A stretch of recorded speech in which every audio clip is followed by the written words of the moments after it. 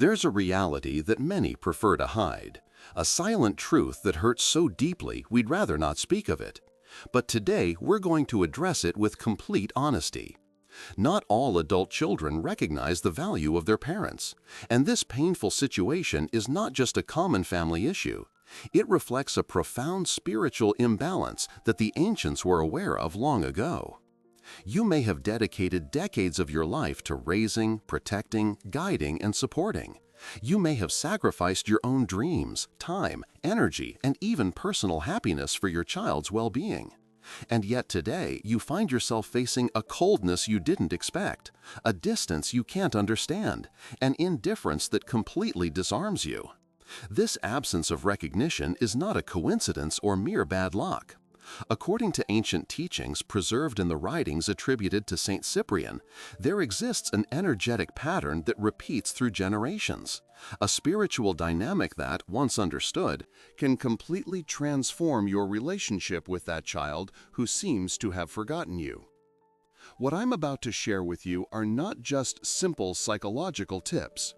These are spiritual truths that have been carefully guarded for centuries, passed down only to those who were prepared to understand the true nature of family bonds from a perspective that transcends the material. This knowledge has helped heal relationships that once seemed irreparably broken. It has restored inner peace to parents who, like you, felt they had failed. It has reinstated the dignity of those who were unjustly forgotten by their own children. Get ready to discover why your child has distanced themselves, and more importantly, what you can do to free yourself from that pain and rebuild your life, with or without their acknowledgement. Because the secret you are about to uncover will change everything. The first natural reaction to an adult child's rejection is to look for blame, to point fingers at yourself and ask over and over, "What did I do wrong? Where did I fail? What could I have done differently?" But this obsessive quest for mistakes is actually an emotional trap that you urgently need to escape. The pain you feel is not just sadness. It's a very particular kind of grief that ancient sages like Saint Cyprian recognized as a soul eclipse. The person you love still exists, but their spiritual connection with you has become veiled, hidden beneath a cloak of dense energies that have accumulated over time. In the ancient manuscripts attributed to Saint Cyprian, the necessity of a purification of the heart is emphasized before any damaged bond can be restored. This purification has nothing to do with blame or punishment. It's about releasing energetic burdens that have been blocking the natural flow of love between parents and children.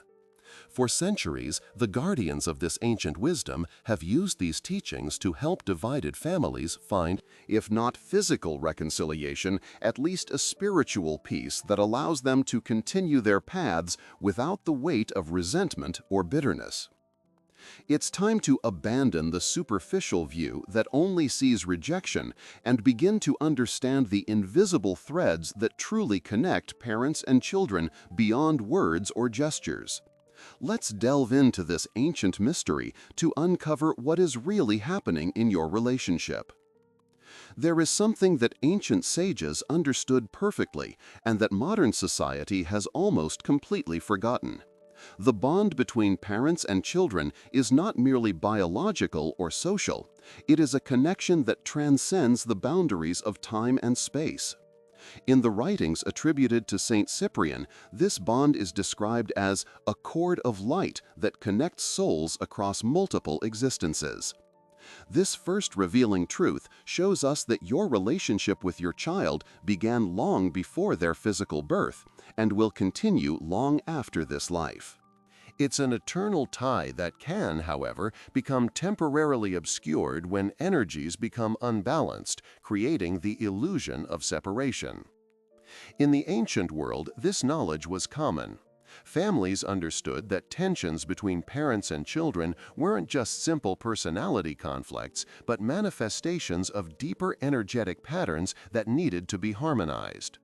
Today, that wisdom has been nearly lost, replaced by purely psychological explanations that barely scratch the surface of the issue. Saint Cyprian taught that every parent unconsciously builds a web of spiritual expectations around their children. These expectations are not just wishes for the child to succeed or be happy. They are true energetic threads that, when they become too rigid or demanding, can create an invisible yet powerful pressure that the adult child will eventually need to break free from to find their own spiritual path. This explains why so many children, especially those more energetically sensitive, end up distancing themselves from their parents even when those parents have been loving and dedicated. It's not ingratitude or malice, it's a soul's need to liberate itself from those expectations in order to evolve according to its own spiritual design. The first important revelation is this: your child's distancing is not a punishment or a failure. It may be part of a necessary spiritual process for both you and them. The ancients knew that sometimes souls need to separate temporarily in order to reunite later at a higher level of understanding and love. This understanding does not aim to minimize your pain. On the contrary, it gives it a deeper meaning.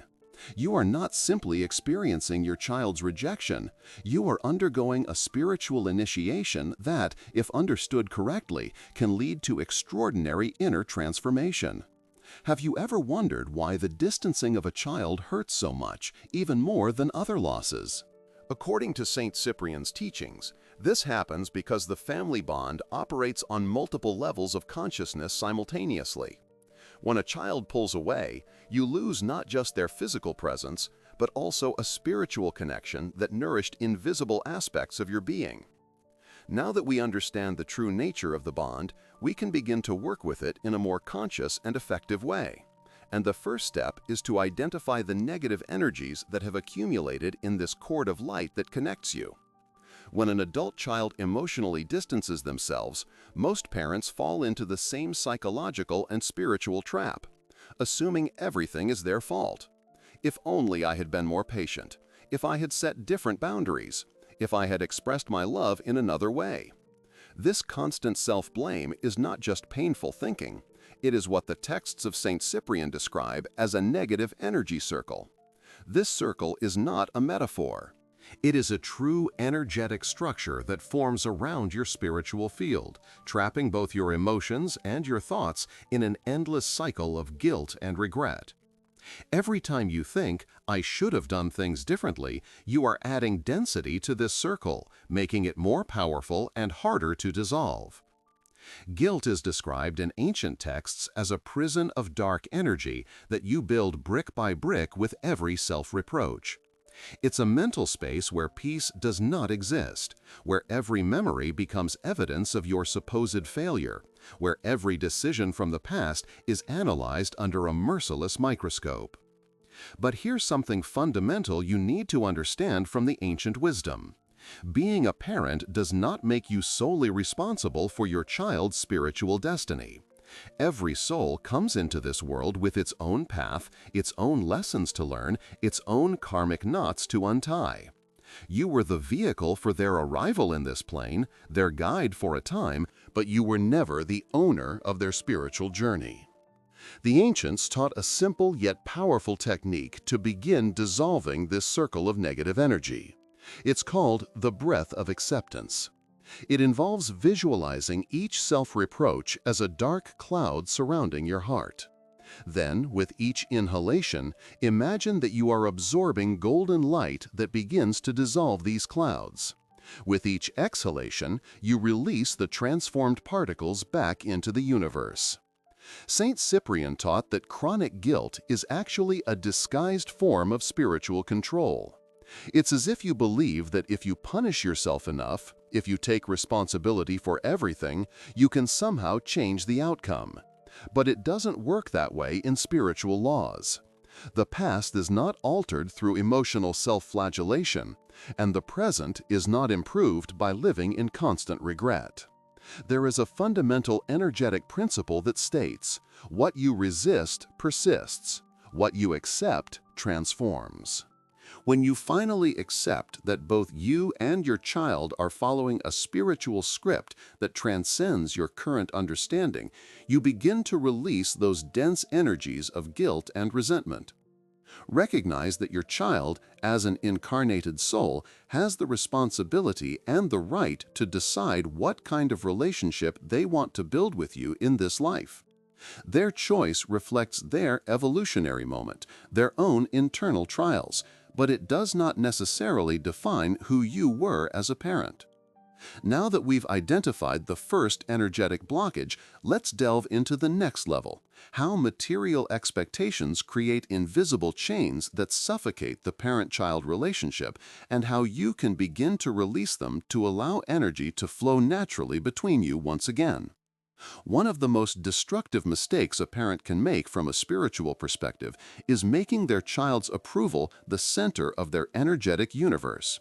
It's understandable, because for years your identity has been built around the role of caretaker, protector, provider. But when that role becomes your only source of personal value, according to St. Cyprian's teachings, you create what is known as a spiritual blockage disguised as love. These blockages are particularly dangerous because they disguise themselves perfectly under noble appearances. They seem like parental concern, genuine interest, unconditional love. But at their core, they are forms of energetic dependency that drain both your vitality and your child's. Living in anticipation of your child's validation is like building your spiritual temple on quicksand. Every gesture of coldness becomes a threat to your energetic stability. Every call that doesn't come is a confirmation of your supposed existential emptiness. Every encounter where you feel their indifference transforms into a wound that weakens your energetic field for days or weeks. Ancient texts describe 7 clear signs that you have fallen into this spiritual trap. First, you feel a tightness in your chest when you think about your child and you haven't heard from them. Second, you constantly check your phone hoping for a message or a call. Third, you modify your plans or behavior in hopes of gaining their approval. Fourth, you compare yourself to other parents whose children seem more grateful. Fifth, you feel your personal worth diminishes with every display of indifference. Sixth, you constantly remember everything you've done for them, seeking to justify why they should value you more. Seventh, and most revealing, you experience an emotional roller coaster that entirely depends on the crumbs of attention you receive. This emotional dependency is not love according to spiritual teachings, even though it masquerades as parental concern. It is fear. Fear of not being important, fear of being forgotten. Fear that all those years of giving meant nothing in the grand scheme of the universe. But that fear is not resolved by demanding more attention or making more sacrifices. It is resolved by recognizing that your value as a spiritual being exists independently of how others perceive or express it. Ancient sages taught that every human being is a reflection of the divine, complete in themselves, without the need for external validation. When you live for others' approval, even if it's your own child's, you become a distorted version of your true spiritual self. You start modifying your behavior, your words, even your emotions in hopes of getting the response you so desperately crave. You become someone who begs for energy instead of someone who radiates it naturally. The irony is that this desperate need for approval often produces the opposite effect on the energetic plane. When someone feels their energy is needed for another's well-being, that relationship becomes suffocating. The other feels drained, burdened by a responsibility that isn't theirs. Saint Cyprian taught a powerful technique to begin dissolving this type of blockage: the mirror ritual. It involves standing in front of a mirror, looking into your own eyes, and repeating 3 times, "My worth does not depend on being recognized. My light shines regardless of who sees it. I am whole and enough just as I am." This simple ritual, practiced for 21 consecutive days, begins to reconfigure your energetic field so that it no longer depends on external sources. Now, let's explore the thin line between unconditional love and energetic entrapment that we often confuse. For years, perhaps decades, you built your identity around a premise that seemed noble and pure, giving everything for your children.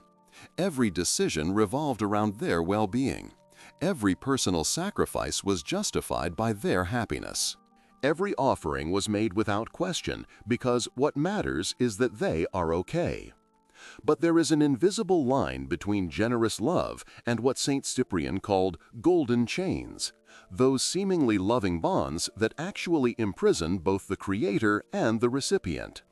Crossing that line has devastating consequences on the spiritual plane.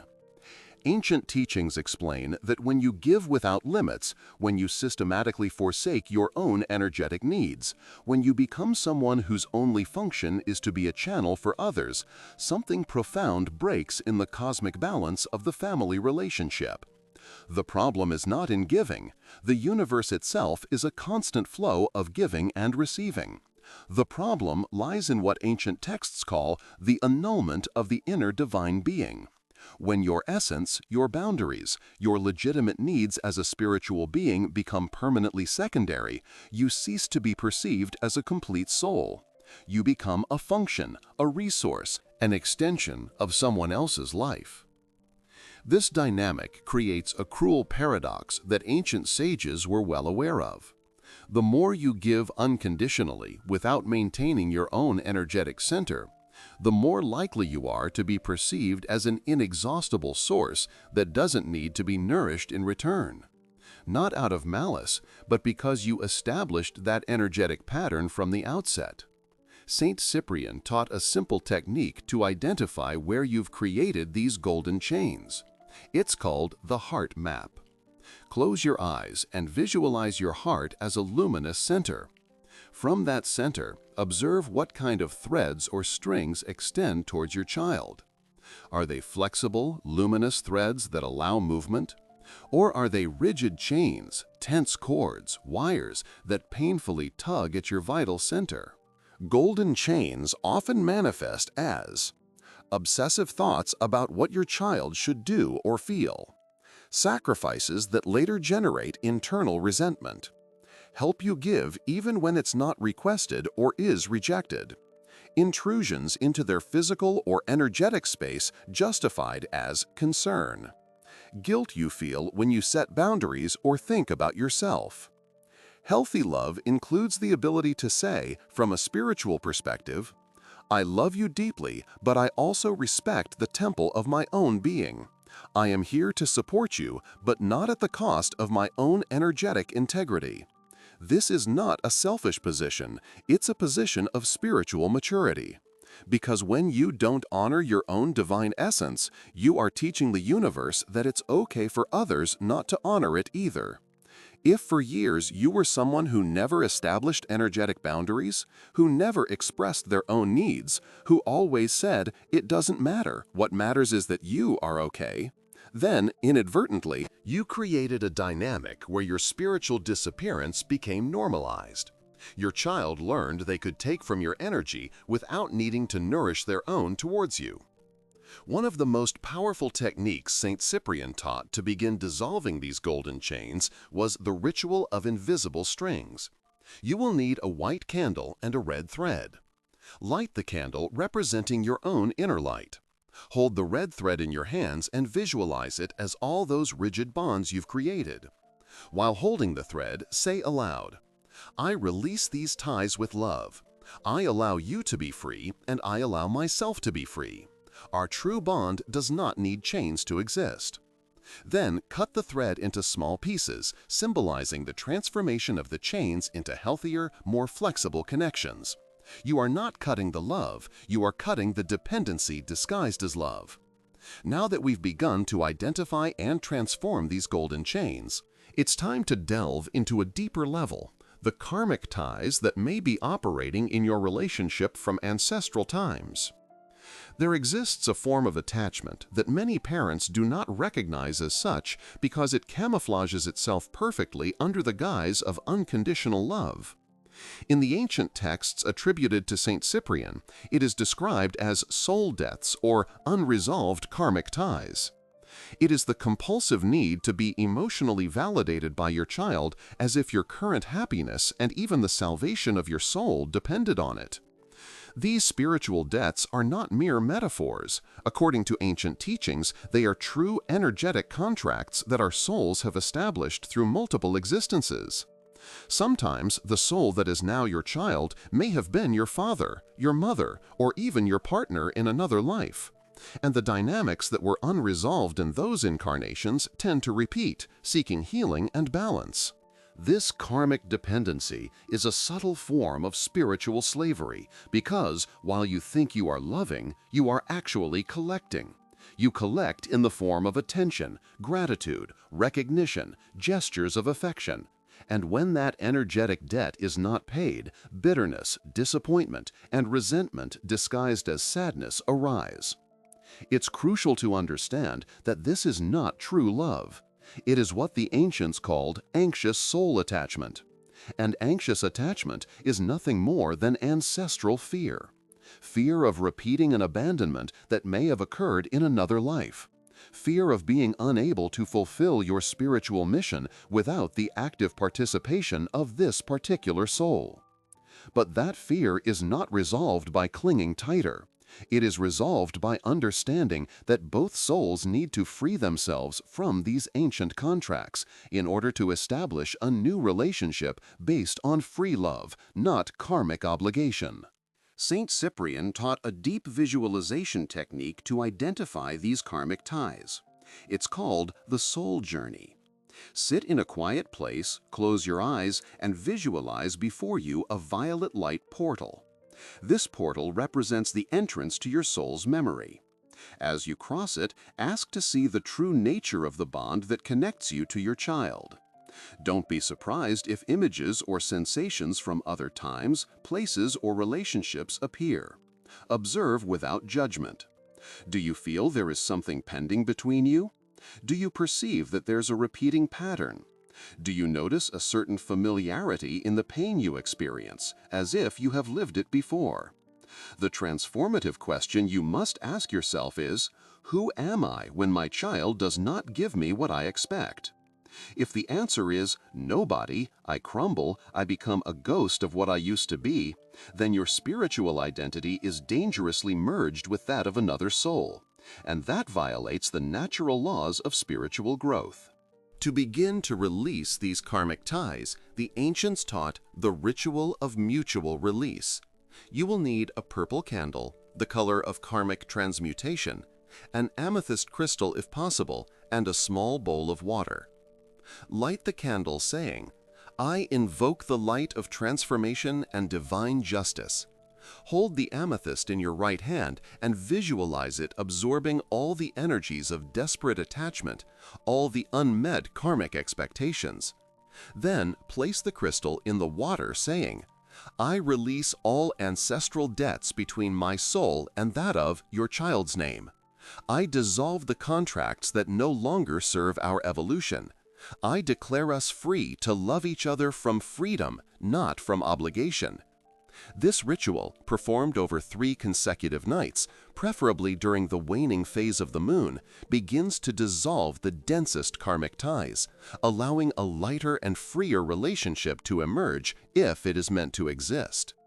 True spiritual freedom begins when you can say, "I love my child deeply, but my spiritual evolution does not depend on how he responds to me." It is not coldness, it is not indifference, it is soul maturity. Now that we are releasing the karmic ties, it's time to learn how to establish energetic protections that allow us to maintain our spiritual integrity while remaining open to love. Setting boundaries is not an act of revenge or coldness. From a spiritual perspective, it is a sacred act of self-care that protects the integrity of your energetic field. Saint Cyprian described it as the creation of an inviolable personal temple. This temple does not reject true love, but filters out the dense energies that could harm your spirit. Yet many parents struggle with this because they confuse boundaries with rejection, firmness with lack of love. A spiritual boundary is simply a clear statement about what energies you are willing to allow into your sacred space and which ones you are not. It says, "I love you unconditionally, but I will not accept being treated with disdain. I am always here for you, but I will not allow my presence to be taken for granted. You can count on me, but I also need you to respect the temple of my being." For years, perhaps decades, your only strategy was to be available without energetic conditions. You accepted prolonged silences that drained your vitality, cold conversations that dimmed your inner light, obligatory visits that strained the energetic field of both. And you justified it all by thinking, "At least I have some contact with my child." But that is not an energetically healthy relationship. It's what the ancients called a spiritual wear and tear vortex, where one soul constantly gives energy while the other habitually takes without reciprocity. Establishing an energetic boundary can be as simple as performing the light shield ritual after each interaction with your child that leaves you feeling drained. Close your eyes, take a deep breath, and visualize a golden light emerging from the center of your chest, creating a protective shield around you. This shield does not block love, but filters out energies of guilt, manipulation, or coldness that may have affected you. Another important energetic boundary is what St. Cyprian referred to as the fasting of pursuit. If you are always the one initiating contact, calling, asking, showing interest, take a spiritual fast from this behavior for 21 days. Not out of resentment, but to allow the universe to rebalance the energetic flow between you. This does not mean cutting off the relationship. It means balancing it energetically. It means stopping being the only one sustaining a bond from the spiritual plane, because a real relationship requires energy flow in both directions.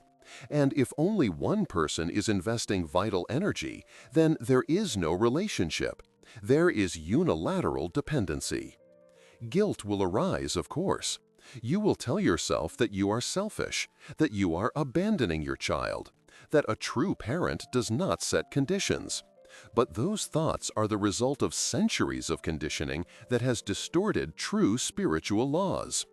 The reality is that setting energetic boundaries is a way of teaching the universe how to treat you. And if you don't do it, no one else will. When you establish clear boundaries from love and not from resentment, you are sending a powerful message to both your child and the shared energetic field. My light deserves respect. My energy is valuable. My presence is a gift, not an obligation. This act of energetic self-dignity often catalyzes profound changes in family dynamics, although not always immediately or obviously. Sometimes the child reacts initially with more distance because they are used to the previous dynamic. But on the spiritual plane, something fundamental has changed, and that transformation will eventually manifest in some way in the material world.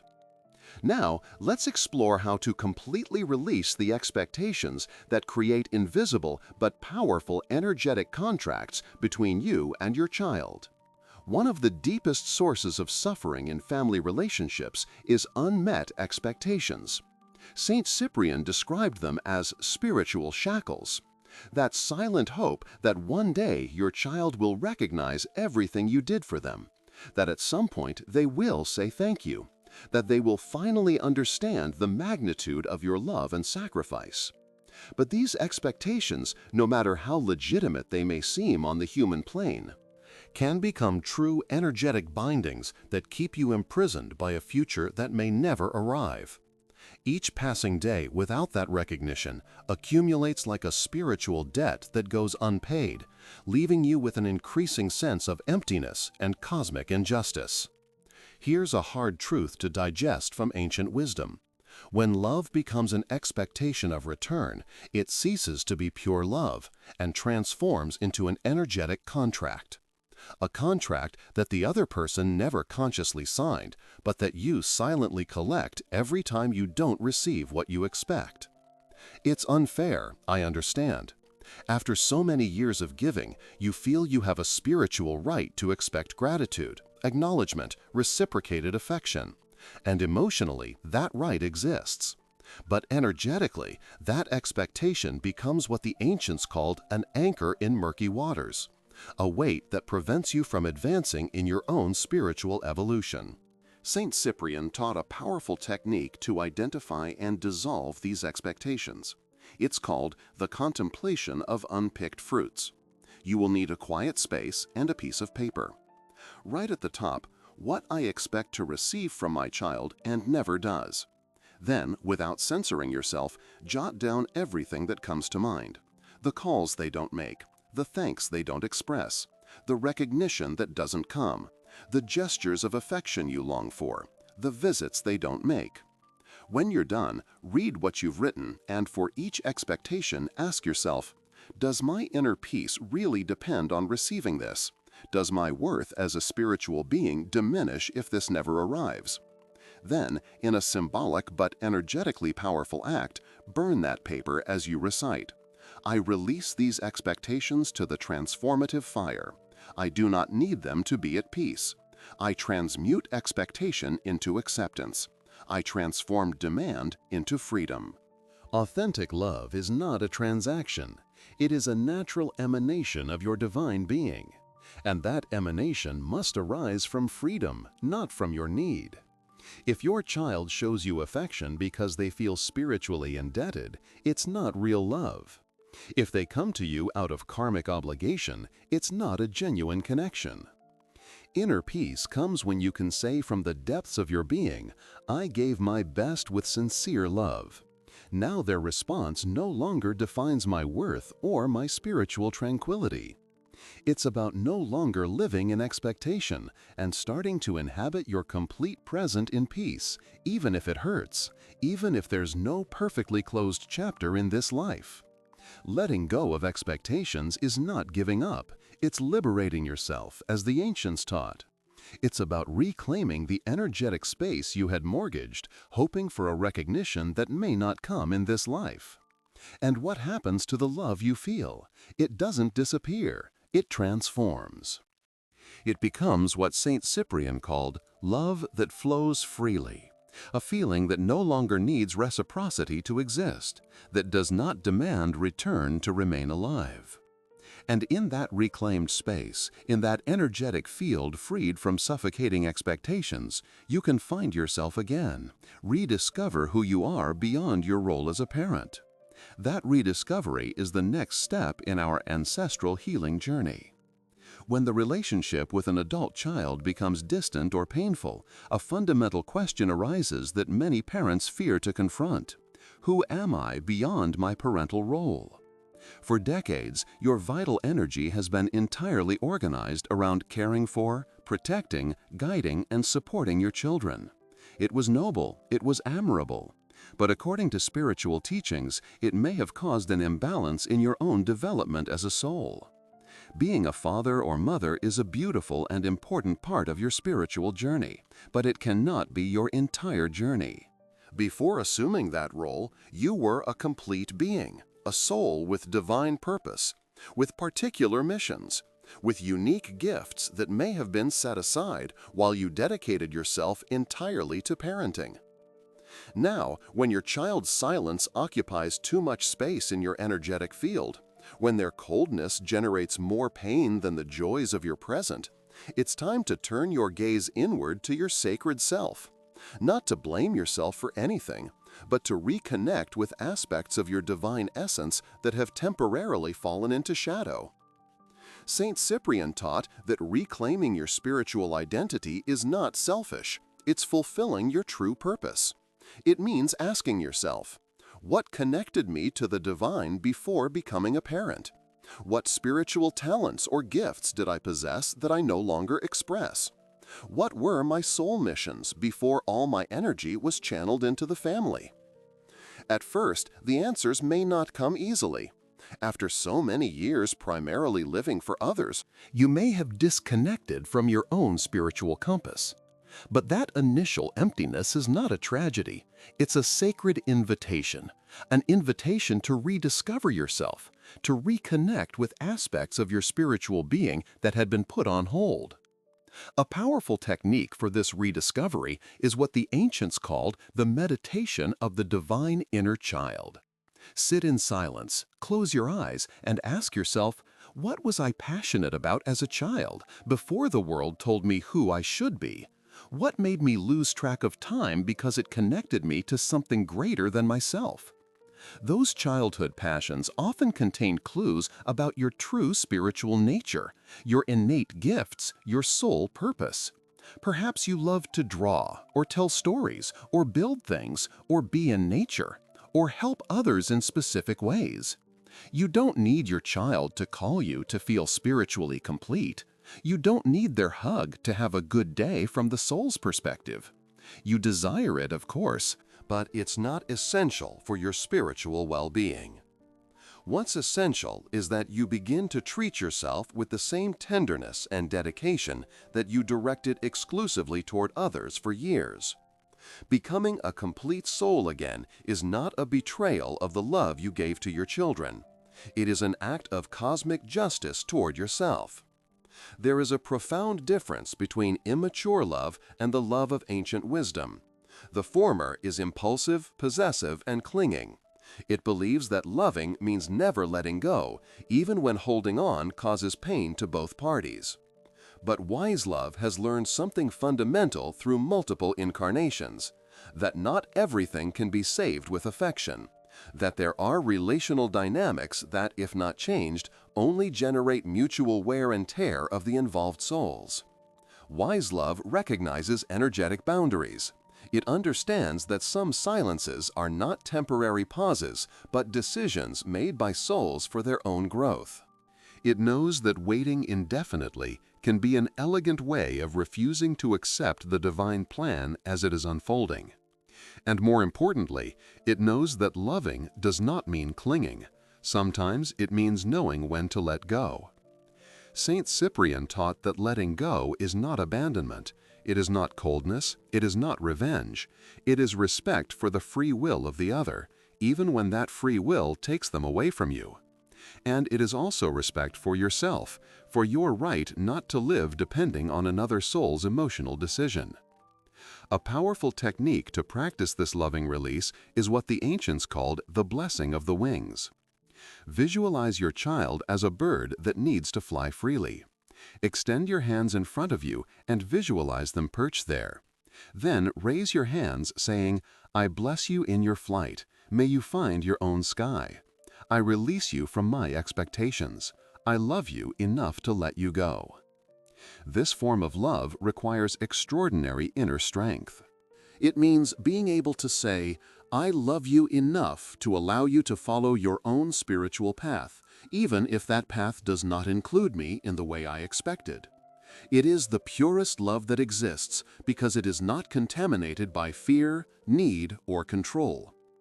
When your child returns to your life, if that is the divine plan, let it be because their soul chooses it freely, not because they feel guilt or karmic obligation. Let it be because they find in you a free and radiant presence, not a desperate figure waiting for crumbs of affection. And if they do not return in this life, may your spiritual path continue to flourish. For what you gave, what you were as a father or mother, remains valuable in the grand cosmic ledger, regardless of their human response. There are silences that weigh more than the harshest words. There are absences that not only hurt, but seem to rewrite the entire history of a family. In the face of that absence, it's natural to wonder if everything you did had any spiritual value, if you were good enough, if there's something in your essence that didn't deserve to be loved.